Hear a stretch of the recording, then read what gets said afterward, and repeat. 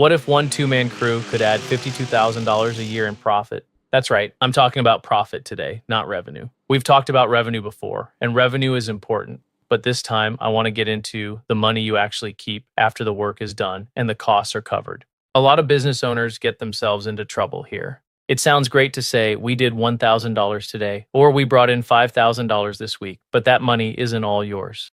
You still have to pay your labor, fuel, equipment, insurance, repairs, drive time, and all the other costs that come with running a real business. So this video is about whether your crew's actually making money instead of just staying busy. Now let's get into the numbers. In the first revenue roadmap video, I talked about how to make your first $1,000 in revenue. That math was simple. Revenue equals clients times average job size times weeks. So if you charge $35 per lawn and you want to bring in $1,000 in a week, you need roughly 29 lawns. That's the math for revenue. Nice and simple. But profit math is different. Profit is what you're left with after the costs are taken out. The simple formula is revenue minus costs equals profit. That sounds basic, but if you don't know your costs, you don't actually know your profit. You might have a full schedule, a busy crew, and money coming in every day. But if the jobs aren't priced right, that crew might just be keeping everybody busy. And busy doesn't mean profitable. So let's use a simple example. Let's say you have a two-man crew. Every hour that crew works is really 2 man-hours. If 2 guys are on a property for 1 hour, that job used 2 man-hours. If they work an 8-hour day, then the man-hours is double that. So that has to factor into your costs. So a job's time isn't actually how long it takes your crew. You have to account for every man working in that crew. You need to know that because the man-hours tell you what the job actually costs you to complete, which means the job price, what your customer pays, has to factor in your actual man-hours. This is where your break-even man-hour rate comes in. Your break-even man-hour rate is what you need to charge per man-hour just to cover your costs. That includes wages, payroll costs, fuel, equipment, insurance, repairs, and everything else it takes to send that crew out for the day. So let's say your break-even rate is $45 per man-hour. At $45 per man-hour, you covered your cost. You paid the labor, covered the overhead, got through the work, and ended the day without losing money. But you didn't create profit, and if there's no profit, there's no money to grow the business, replace equipment, handle slow weeks, or invest back into the company. That's why you have to charge over your break-even man-hour rate.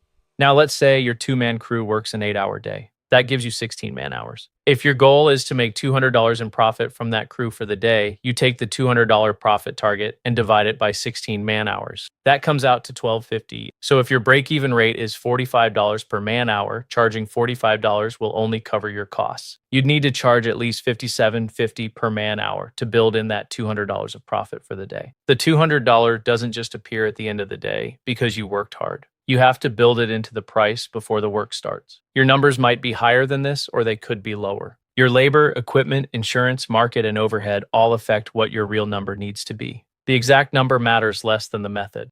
You need to know what it costs to send the crew out, then charge above that number on purpose. Because if you're guessing, you can work all week and still wonder why there's no money left in the bank.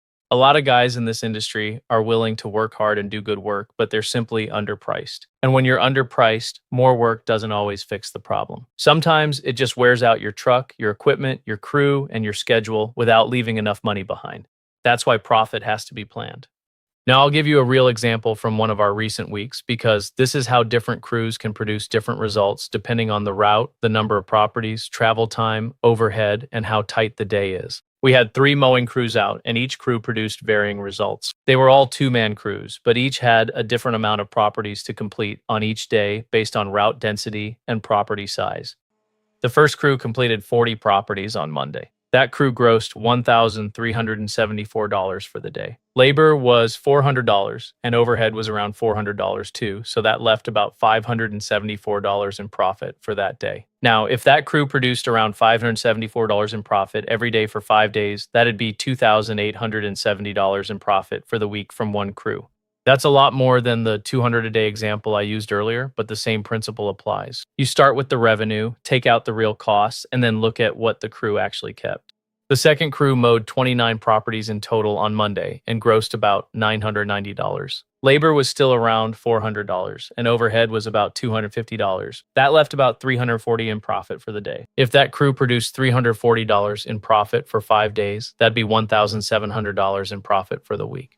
The third crew mowed 37 lawns on Monday and made around $1,300 in gross revenue and netted about $500 in profit, with similar costs to the first crew. If that crew produced $500 in profit for 5 days, that'd be $2,500 in profit for the week. So when you look at all three crews together, one crew might produce around $2,870 in weekly profit, another might produce around $1,700, and another might produce around $2,500. Together, that's $7,070 in possible weekly profit over the week from three crews. If we look at that over the year, and I'm in a northern state, so my crews service lawns for around 32 weeks in a year, that's over $200,000 in possible profit in a year. With just one crew, you're still looking at around $55,000 to $90,000 over 32 weeks, or $80,000 to $150,000 if you can do the full 52 weeks. Those are incredible numbers from adding just one extra crew member if you plan and price correctly.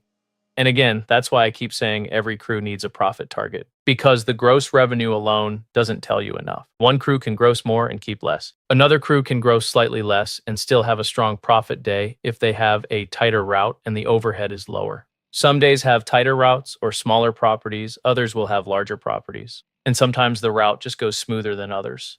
But when you track the numbers, you can see what's actually happening. That's how you start managing the business properly. Now let's bring this back to the $52,000 number. If your two-man crew creates $200 in profit per day, 5 days a week, that's $1,000 a week.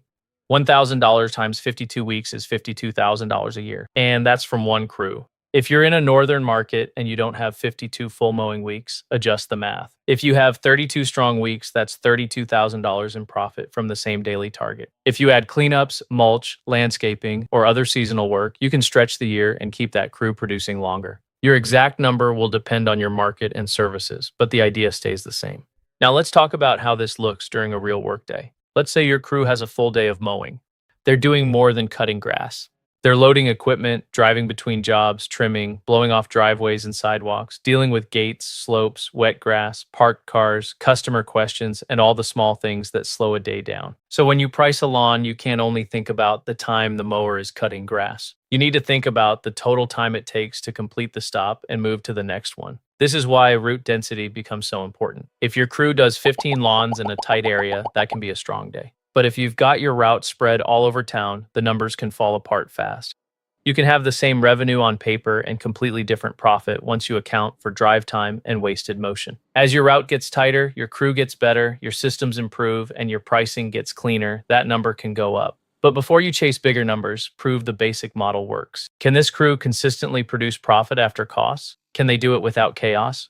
Can they do it without you having to go back and personally fix every job? Can they do it with a repeatable schedule and a clear system? That's when you start building a business. If every dollar depends on you personally being in the truck, you don't really have a crew yet. You have yourself and some help. When the crew can go out, complete the work, cover the costs, and create profit, now you're building an asset. And if that asset can create $52,000 a year in profit, that changes the way you think about growth. Adding another crew doesn't have to mean adding more work and more stress. If the model is right, it can mean adding another profit unit.